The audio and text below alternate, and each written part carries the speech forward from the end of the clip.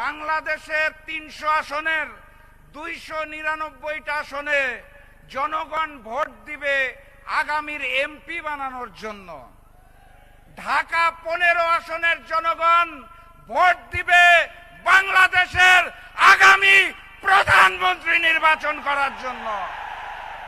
আপনারা এমপি নির্বাচন করবেন না, আপনারা প্রধানমন্ত্রী নির্বাচন করবেন ইনশাআল্লাহ। নতুন বাংলাদেশে গণভোটের পক্ষে প্রচারণার সময় নতুন জালেমের পক্ষ থেকে হামলা হওয়ার কথা ছিল না। মসজিদে প্রবেশ করে তারা আমাদের উপর হামলা করেছে, আমাদের বোনদের উপর হামলা করেছে। ঢাকা ১৫ আসনের জনগণকে জানিয়ে দিতে চাই, মাথা উঁচু করে জবাব দিবেন। নতুন বাংলাদেশে নতুন জালেম চলবে না। জবাব হবে ১২ তারিখে।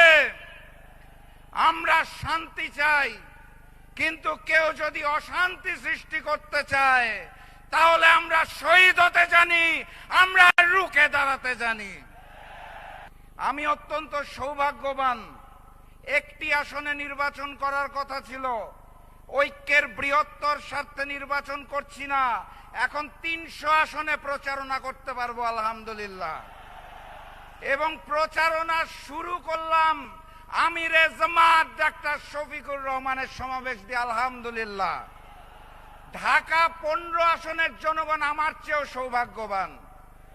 কারণ কি, বাংলাদেশের ৩০০ আসনের ২৯৯টা আসনে জনগণ ভোট দিবে আগামীর এমপি বানানোর জন্য।